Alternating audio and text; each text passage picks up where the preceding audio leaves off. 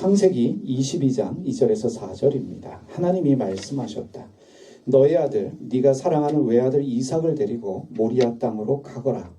내가 너에게 일러주는 산에서 그를 번제물로 바쳐라. 아브라함이 다음날 아침에 일찍이 일어나서 나귀의 등에 안장을 얹었다. 그는 두 종과 아들 이삭에게도 길을 떠날 준비를 시켰다. 번제에 쓸 장작을 다 쪼개어 가지고서 그는 하나님이 그에게 말씀하신 그곳으로 길을 떠났다.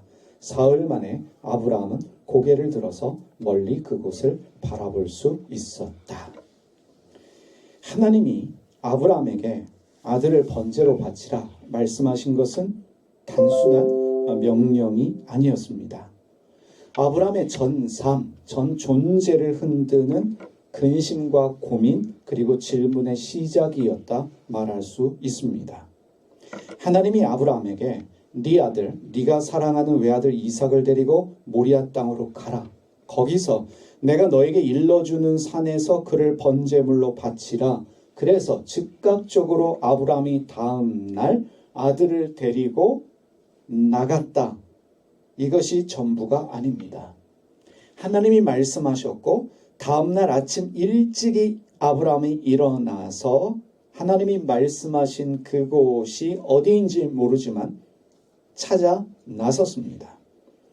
하나님이 말씀하시고 아브라함이 떠난 그 아침까지의 시간적 공백이 있습니다. 아브라함이 어떤 생각을 했는지, 어떤 고민과 질문을 했는지 우리는 알 수 없습니다. 즉각적으로 순종한 것 같지만 즉각적인 순종이라기보다는 아브라함은 침묵했습니다. 이 침묵을 우리가 공감할 수 있어야 합니다. 이 침묵을 묵상할 수 있어야 합니다. 이 공간 안에서 우리는 단순히 아브라함이 즉각적으로 순종했다만 읽어내지만 인간의 언어로 표현할 수 없는 그 안에는 이 시간적 공백 속에는 말로 다 표현할 수 없는 아브라함 내면의 혼란, 고통, 그리고 자기와의 씨름이 담겨져 있습니다. 우리가 지난주에 침묵 속의 웅변이라고 하는 것들을 들었습니다. 침묵하고 있지만 말하는 것이 있습니다. 침묵하지만 보여지는 것이 있습니다. 아브라함의 혼돈, 혼란, 그리고 고민과 질문들입니다. 여기서 우리가 주목해야 될 것이 있습니다. 하나님이 아브라함에게 가라라고 말씀하셨습니다. 이 가라라고 하는 히브리어가 레크르카입니다. 레크르카의 번역을 가라로 하고 있는데 창세기 12장에도 하나님께서 아브라함에게 가라 하셨을 때 그 가라도 레크르카입니다. 여러분이 보셔서 알겠지만 레크르카는 한 단어가 아니라 두 단어로 이루어진 단어입니다. 단순한 이동 명령이 아닙니다. 많은 뜻을 가지고 있습니다. 너 자신을 위해서 가라.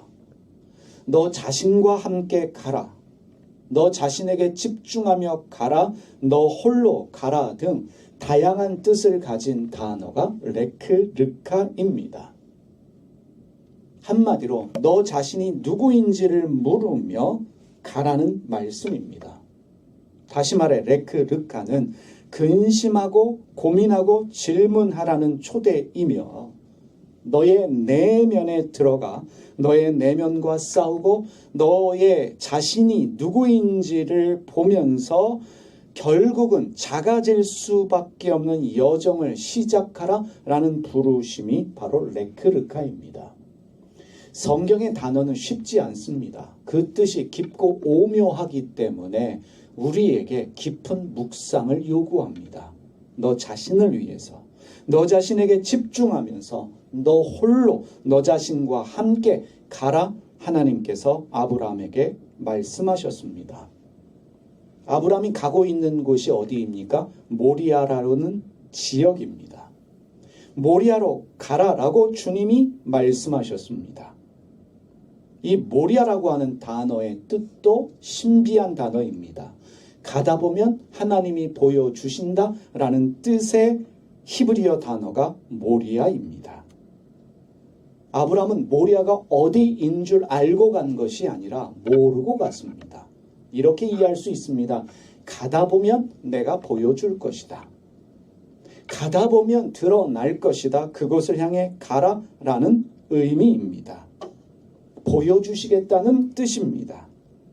미리 알아서 가는 것이 아니라 알 수 없지만 가다 보면 그 가는 길 위에서 하나님이 드러내시는 신비의 장소가 바로 모리아입니다.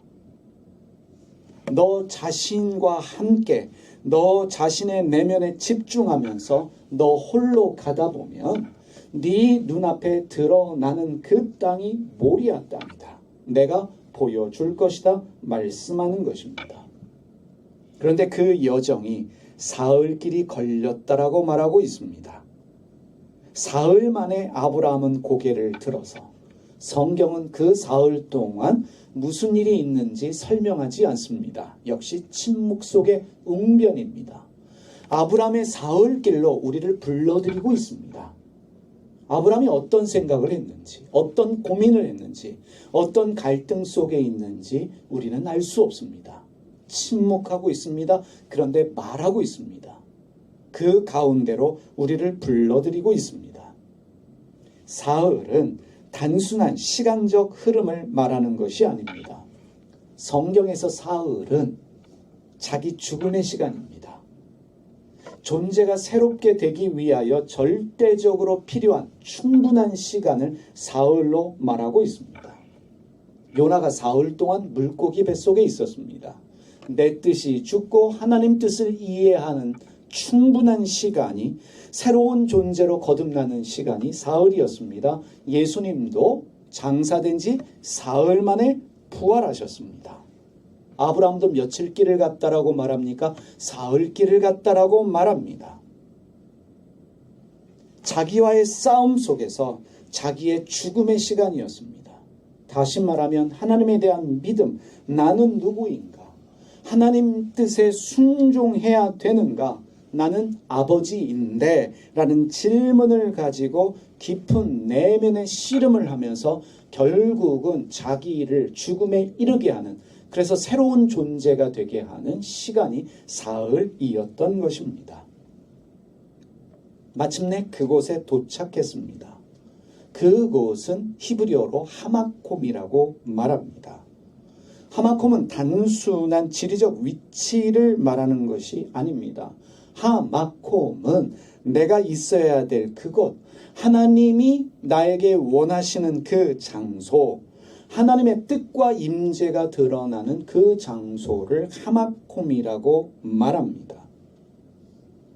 하나님이 아브라함에게 내가 너에게 일러주는 산에서 라고 하셨는데, 내가 너에게 일러주는 산의 문구도 히브리어로 하마콤으로 기록되어 있습니다.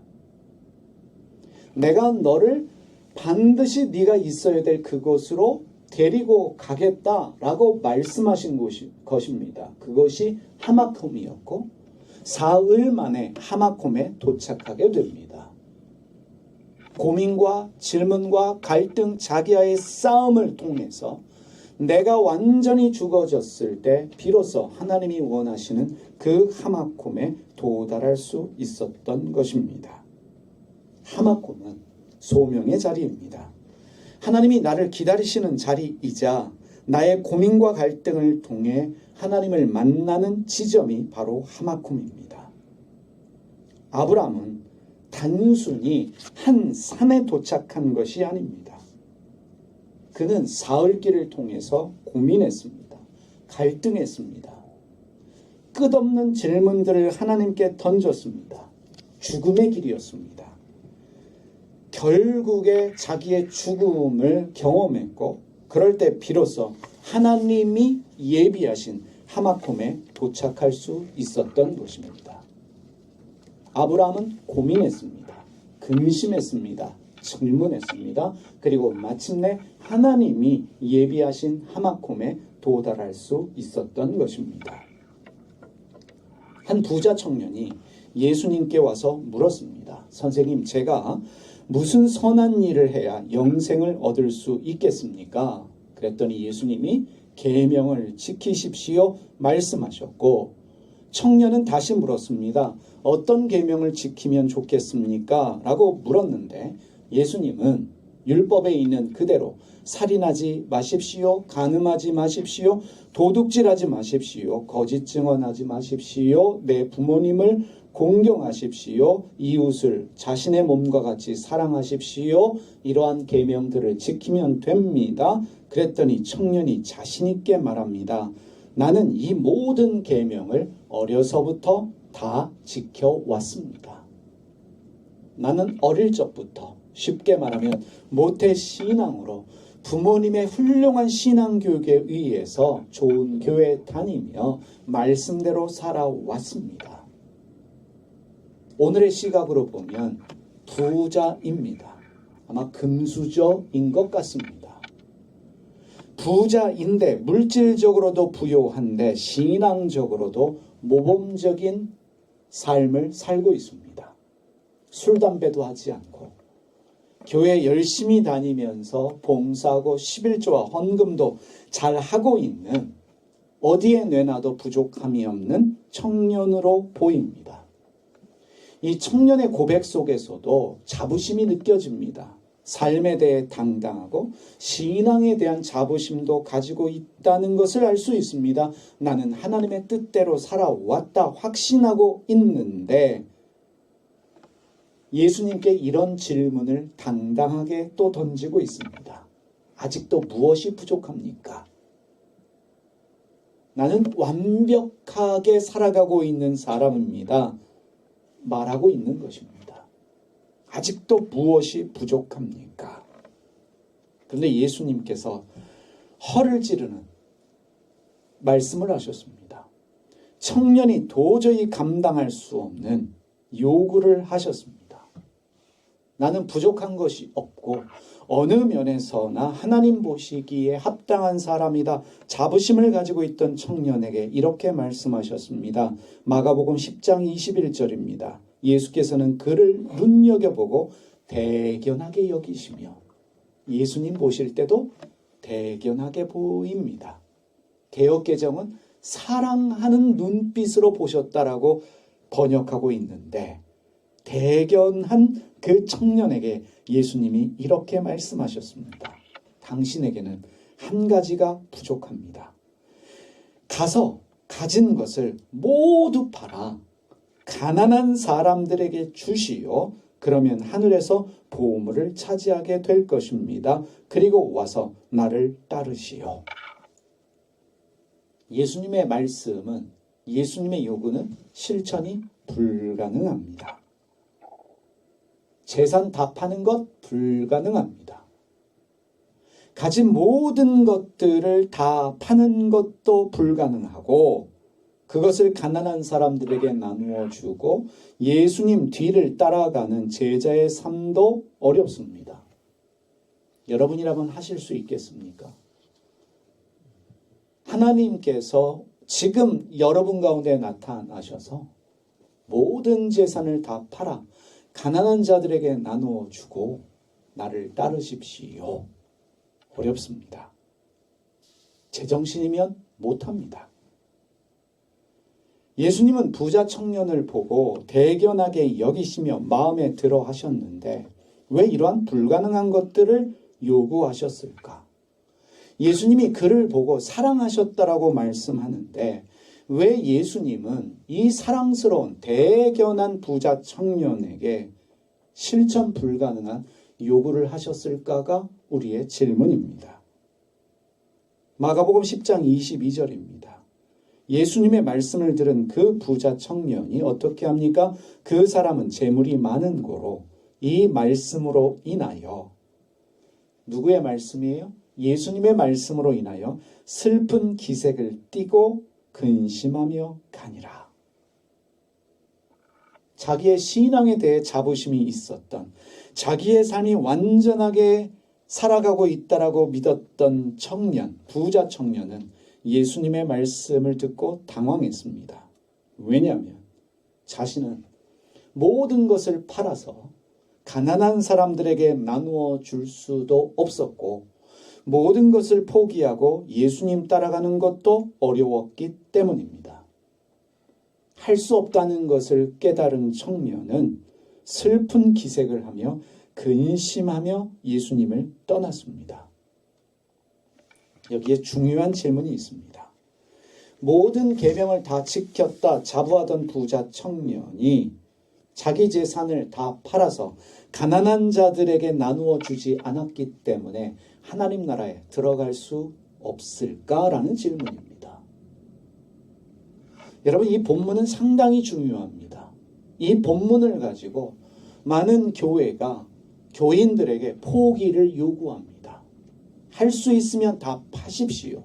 드리십시오. 그것이 주님이 원하는 것입니다. 라고 말을 하는데, 만약에 모든 재산을 다 팔아서 가난한 자들에게 나누어 주고 헌신의 삶을 살아야만 하나님 나라에 들어갈 수 있다면 우리 중에 과연 몇 명이나 하나님 나라에 들어갈 수 있을까?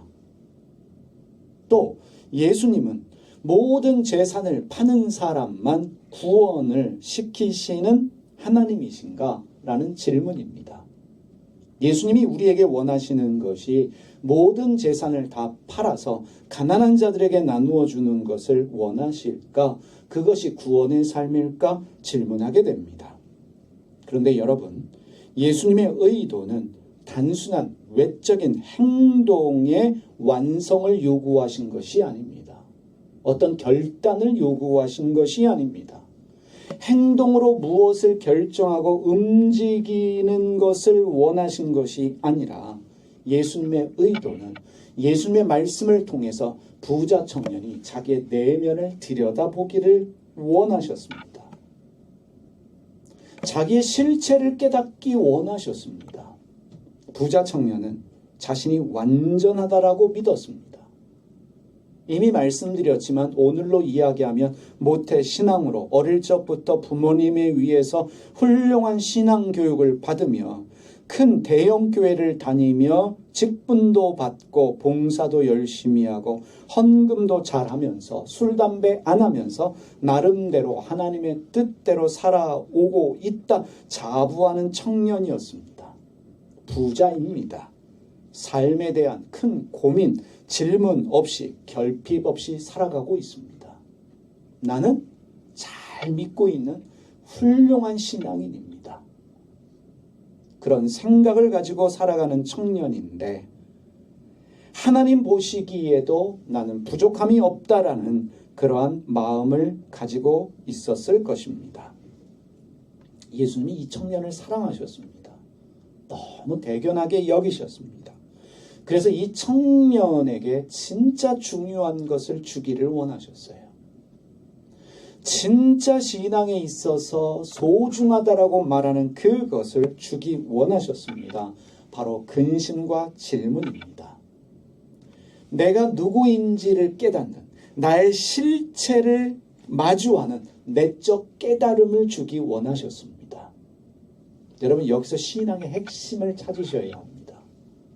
예수님은 이 부자 청년에게 더 많은 물질의 복을 주기 원하신 것이 아니라 원하는 대로 다 들어주겠다 말씀하신 것이 아니라 이 사랑하는 청년에게 신앙에 있어 가장 보물이라 말할 수 있는 그 것들을 주기 원하셨습니다. 근심이요, 고민이요, 질문입니다. 내가 누구인지를 깨닫는 내적 깨달음입니다. 부자 청년이 자신의 한계와 부족함이 있다는 것을 깨닫기 원하셨습니다.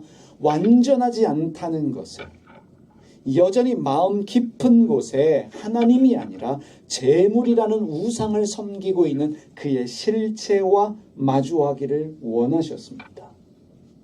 진정한 믿음이란 단순한 계명을 지키는 것이 아니라 그 이상의 것이라는 것을 청년으로 하여금 깨닫게 하기 원하셨습니다. 예수님의 말씀을 듣고 나서 청년은 고민했고 그래서 슬픈 얼굴로 근심하며 돌아갔습니다. 이것이 예수님의 선물입니다. 예수님의 복입니다. 눈에 보이는 것은 예수님 말씀대로 하지 못해서 슬픈 얼굴로 근심하며 간 불순종한 청년의 모습이 보일지 모르겠지만 청년의 신앙은 이제부터 시작입니다. 자기 내면에 있는 자기의 악을 보기 시작하는 거예요. 불완전함을 보기 시작합니다. 연약함을 보기 시작합니다. 포기할 수 없는 그 무엇이 내 안에 있다는 것을 깨닫고 그는 고민하며 자기의 길을 가기 시작합니다. 여러분, 신앙은 믿는 그 순간부터 고민과 질문과 근심이 생겨야 합니다. 우리는 예수 믿으면 마음이 평안해져요 라고 이야기하는데 맞는 말이지만 신앙의 진수는 고민에서 시작되어집니다. 근심에서 시작되어집니다.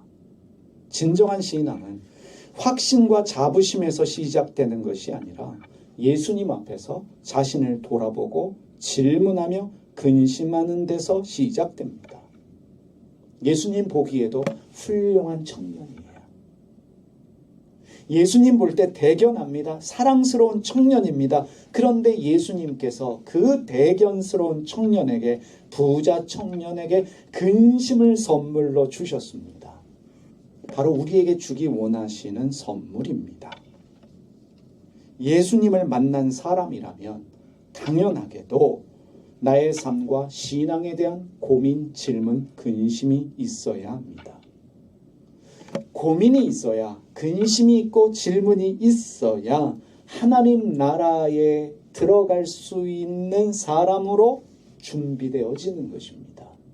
고민과 질문이 나의 내면을 깊게 만듭니다. 나를 새롭게 합니다. 나를 죽음으로 이끌 뿐만 아니라 나를 거듭나게 합니다. 부자 청년은 슬픈 얼굴로 근심하며 예수님을 떠나갔습니다. 예수님께서 제자들에게 이렇게 말씀하셨어요. 제자들이 황당해하고 있겠지요. 어떻게 저 많은 재산을 다 팔아서 가난한 자들에게 나눠주고 예수님을 따라갈 수 있을까? 황당해하고 있는 제자들에게 예수님이 이렇게 말씀하셨습니다. 부자는 하나님의 나라에 들어가기 어렵다. 부자는 하나님 나라에 들어가기가 어렵다. 그러면서 더 충격적인 비유를 드셨습니다. 낙타가 바늘기로 들어가는 것이 부자가 하나님 나라에 들어가는 것보다 쉽습니다.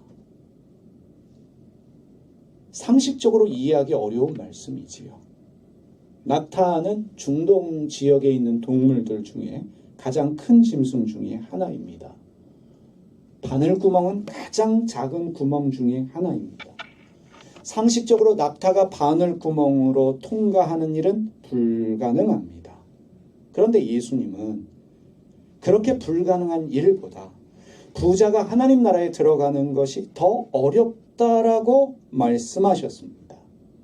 과장된 비유이지만, 불가능한 비유이지만 예수님께서 이 비유를 말씀하신 이유가 무엇일까?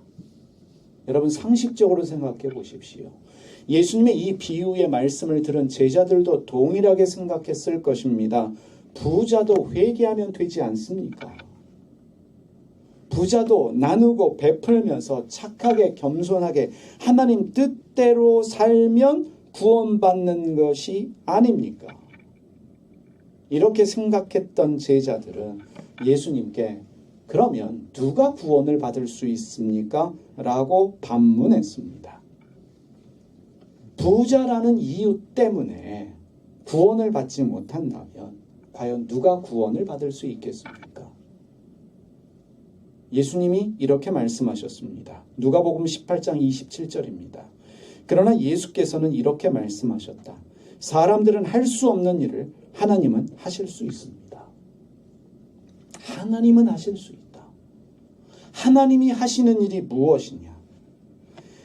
하나님 때문에 부자도 하나님 나라에 들어갈 수 있고 낙타도 바늘구멍으로 들어갈 수 있다는 말입니다. 하나님이 하시는 일이 무엇이냐? 부자를 하나님 나라에 들어가게 하시고 낙타도 바늘구멍으로 들어가게 하시는데 여기서 우리가 질문이 생겨야 합니다.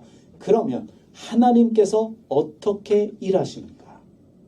부자를 천국에 들어가도록 만드시기 위해서 하나님이 하시는 일은 무엇인가? 낙타가 바늘구멍으로 들어가는 그 일을 위해서 하나님이 하시는 일이 무엇인가? 낙타가 바늘구멍으로 들어가게 하시는 하나님의 방법은 무엇인가?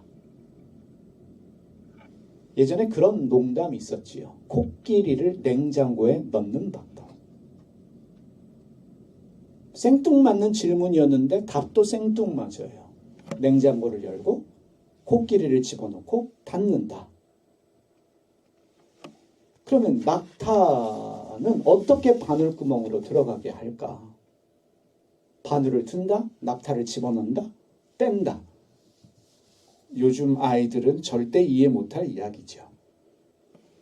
낙타가 바늘구멍으로 들어가는 방법이 있습니다. 첫째, 낙타가 다이어트를 시작하면 됩니다. 매일 10km를 걷고 물만 마시고 또는 금식 기도하면 된다. 두 번째, 나노기술로 낙타를 축소한다. 과학자들이 달려들어 초미니 낙타 로봇을 만든다. 세 번째, 바늘길을 엄청 크게 만든다. 이것은 더 이상 바늘이 아닙니다. 라는 경고문과 함께. 네 번째, 기적을 일으킨다. 주여 낙타를 접어주시옵소서 하고 기도했더니 슬림하게 변신한다. 네 번째, 정답. 낙타가 자기를 포기한다. 내가 낙타라는 걸 내려놓고 하나님 앞에 작아지면 바늘기는 내가 들어갈 수 있을 만큼 넓어진다. 여러분, 이건 저의 답이 아니라 AI의 대답입니다. 낙타가 자기를 포기한다. 내가 낙타라는 걸 내려놓고 하나님 앞에 작아지면 바늘기는 내가 들어갈 수 있을 만큼 넓어진다. 내가 작아지면. 나를 작아지게 하시는 분이 하나님이십니다. 낙타가 바늘구멍보다 작아지면 바늘구멍으로 들어갈 수 있습니다. 낙타는 부자 청년을 비롯한 우리 모두를 비유하고 있습니다. 바늘구멍은 하나님 나라예요. 하나님 나라는 작아져야 들어갈 수 있는 나라라는 깨달음이 우리에게 있어야 합니다. 낙타가 바늘구멍을 통과할 수 있는 유일한 길 하나는 스스로 작아지는 것입니다. 누가 작게 만듭니까? 하나님이십니다. 하나님이 우리를 작게 만드셔야 우리가 작아지는 것이고 그럴 때 우리는 바늘길을 통과할 수 있습니다. 결국 예수님은 부자 청년에게 이렇게 말씀하신 것입니다. 네가 하나님 나라에 들어가고자 한다면 작아져라. 너의 자산이 아니라 너 자신이 줄어들어야 한다. 네가 작아지면, 네가 줄어들면 충분히 하나님 나라에 들어갈 수 있다. 네 재산을 다 팔아서 가난한 자들에게 나누어 주는 것이 중요한 것이 아니라 네가 작아져야 한다. 부자 청년 등장하기 전에 예수님이 어린아이같이 되지 않으면 하나님 나라에 들어갈 수 없다는 말씀을 하셨어요. 마태복음 19장 14절에 그러나 예수께서는 이렇게 말씀하셨다. 어린이들을 그대로 두시오. 그들이 내게로 오는 것을 가로막지 마시오. 사실 하늘나라는 이런 이들의 것입니다. 하늘나라가 어린아이들의 것이다. 어린아이같이 되십시오. 무슨 뜻일까요? 작아지라는 거예요. 그리고는 부자 청년이 등장을 합니다. 그리고 예수님께서 낙타와 바늘구멍을 말씀하십니다. 어린아이같이 되는 것, 낙타가 바늘구멍으로 들어가는 것의 핵심이 무엇이냐? 바로 작아지는 것입니다. 작아져야 합니다. 하나님 나라는 문턱이 높기 때문에 들어가지 못하는 것이 아니라 사실은 문턱이 너무 낮고 그 문이 너무 좁기 때문에 들어가기가 어렵습니다. 작아지는 수밖에 없습니다. 가장 큰 동물 같은 낙타와 같은 자아를 가진 내가 쪼그라들어야, 내가 작아져야만 바늘구멍과 같은 하나님 나라에 들어갈 수가 있습니다. 부자 청년은 자신의 삶이, 자신의 신앙이 완벽하다고 믿었습니다. 우리로 얘기하면 왕자병, 신앙의 왕자병, 신앙의 공주병에 걸린 사람입니다. 일명 필통병에 걸렸다라고 말할 수 있어요. 필통병이 뭔지 아시죠? 모든 사람이 나의 팬으로 여기는 병이 필통병입니다. 어떤 자부심이 있냐면 우리 교회 청년들도, 우리 교회 집사님들도 우리 가정 부러워하고 나를 부러워한다. 나는 신앙의 모범이다. 그래서 모임할 때마다 간증을 합니다. 내가 요즘에 열심히 기도했더니 우리 애가 이렇게 됐어요. 여러분도 기도하세요. 기도해도 안 되는 사람이 있어요. 내가 우리 목사님 이렇게 섬겼더니 하나님도 이렇게 물질의 복을 주시네요. 그런 간증하시는 분들의 속마음을 보면 죄송하지만 나처럼 하세요. 그러면서 자부심이 있어요. 모든 사람은 나의 신앙을, 우리 가정을 부러워한다. 이런 자부심이 있던, 나는 하나님의 뜻대로 살고 있어서 하나님이 마음껏 축복하시는 사람이다 확신하고 있었는데, 예수님의 말씀을 듣는 그 순간에 자기의 재산조차도 포기하지 못하는 그 욕심이 자기 내면에 있음을 발견합니다.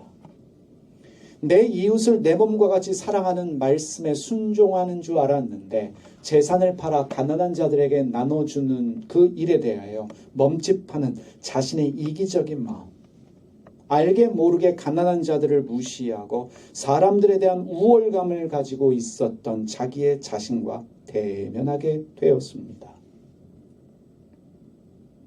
나는 완벽하게 하나님의 계명을 지키고 있습니다. 예수님과 주변 사람들에게 말했는데 예수님의 말씀을 듣는 그 순간에 초라한 자기 자신의 실체가 드러납니다. 순간 쪼그라드는 거예요. 순간 작아집니다.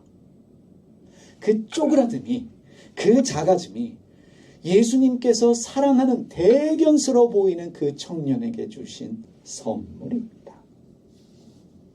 쪼그라들어야만, 작아져야만, 초라해져야만 하나님 나라에 들어갈 수 있기 때문에 하나님께서 그 청년을 사랑하셔서 쪼그라들게 하시고 작아지게 하신 것입니다. 쪼그라든, 작아진, 순간 초라해진 부자 청년은 자기의 삶과 신앙에 대한 고민과 근심을 가지고 돌아갔습니다. 끊임없이 나는 지금까지 어떻게 신앙생활을 한 것인가? 나는 무엇을 위해 살아왔는가? 나의 자부심은 어디서 왔을까? 고민하고 근심하고 질문하면서 순간의 쪼그라듦이 아니라, 순간의 작아짐이 아니라 그 쪼그라듦의 상태와 작아짐이 계속 쪼그라들 수 있도록, 작아질 수 있도록 만든다는 것이에요. 여러분, 쪼그라드는 것은 순간이 아니라 계속적으로 쪼그라들어져야 합니다. 계속적인 작아짐이 있어야 합니다. 그래서 하나님이 우리에게 고민을 주시고 근심을 주시고 질문을 주십니다. 하나님이 왜 내 삶에 소위 말하는 고난을 주셔서 찌그러지게 하실까? 좀 속된 말 표현하겠습니다. 애들이 이런 말 하지요. 왜 쪽팔리게 하실까? 왜 작아지게 하실까? 왜 근심을 허락하실까? 우리 집 애들도 남의 집 애들처럼 교회도 열심히 다니고 모범생처럼 보여서 소위 말하는 대학에 딱딱 붙어주고 취직도 잘하면 얼마나 좋겠습니까? 역시 집사님 애들은, 권사님 애들은 다르네요. 그럴 때 우리가 교만한 대답, 겸손을 가장한 교만한 대답으로 이렇게 말하면 얼마나 좋겠습니까? 제가 한 일은 별로 없어요. 기도만 했어요. 그랬더니 하나님이 이렇게 애들도 잘 되게 하시고 교회 열심히 섬겼더니 하나님이 이렇게 주셨네요. 전 한 게 없어요. 근데 하나님이 사랑하는 자는 그런 자부심을 주시지 않네요. 쪼그라들게 하시네요. 자존심 상하게 하시네요. 고민과 근심을 주시네요. 이렇게 말할 수 있습니다. 쪼그라짐과 작아짐, 근심과 고민은 하나님 나라에 들어가는 사람에게 주어지는 하나님의 선물이다. 그 작아짐을 통해서, 그 쪼그라짐을 통해서 우리는 계속적으로 근심할 수밖에 없는데, 그러면서 나의 내면을 성찰하고 그리고 결국에 겸손해져서 하나님 나라의 좁음은 그 문턱이 낮았다라고 말하는 하나님 나라에 들어갈 수 있는 존재로 다듬어지는 것입니다. 우리는 알고 있어요. 하나님 나라는 아무에게나 허락되어진 나라가 아닙니다. 진정한 하나님의 은혜는 우리를 큰 사람 만드시는 게 아니라 작은 사람을 만드신다는 거예요. 쪼그라들은 사람으로 만드신다는 것입니다. 진정한 하나님의 복은 우리를 높은 사람 되게 하는 것이 아니라 낮은 사람 되게 한다는 사실이에요. 그래서 쪼그라드는 게 복이에요. 은혜. 우리가 고민과 질문, 성찰, 근심이 없다면 우리 신앙은 단순한 종교가 되어져 버릴 것입니다. 끊임없이 우리에게 고민과 질문, 근심을 허락하시는 하나님의 목적을 깨닫고 그것을 피하지 마십시오. 그것을 우리에게 선물로 주시는 하나님의 은혜를 깨닫고 날마다 고민과 질문, 근심을 통해서 쪼그라들고 작아지고 초라하게 하시는 그 하나님의 은혜로 말미암아 하나님 나라에 들어가기에 합당한 여러분과 제가 되기를 소원합니다. 기도하겠습니다. 하나님 아버지, 엄청난 시대를 살아가고 있습니다. 기계마저도 AI마저도 고민하고 질문하며 그리고 자기들의 진보를 이루고 있는 이때에 우리의 신앙, 우리의 삶이 어떻게 진보해야 될 것인가를 고민하게 하여 주시옵소서. 살아계신 하나님께서 우리로 하여금 고민하게 하시는데, 질문하게 하시는데, 근심하게 하시는데 이것을 피하려는 종교 생활하지 않게 하여 주시고 그 고민과 질문 앞에서 쪼그라들게 하시고 작아지고 초라해짐으로 말미암아 하나님이 원하시는 그 사람이 되게 하여 주시옵소서. 낙타가 바늘구멍에 들어가기 위해 낙타를 작게 만드시는 하나님의 일하심을 깨닫게 하여 주시고 그 부자 청년이 작아져야만 하나님 나라에 들어갈 수 있음을 알고 주님께서 무리한 요구를 통해서 그를 작아지게 하신 것처럼 이런저런 일들을 통해서 우리를 작아지게 하시는, 우리를 초라하게 하시며 쪼그라들게 하시는 그 하나님의 신비를 깨달아 하는 저희가 되게 하여 주시옵소서. 예수님의 이름으로 기도드립니다.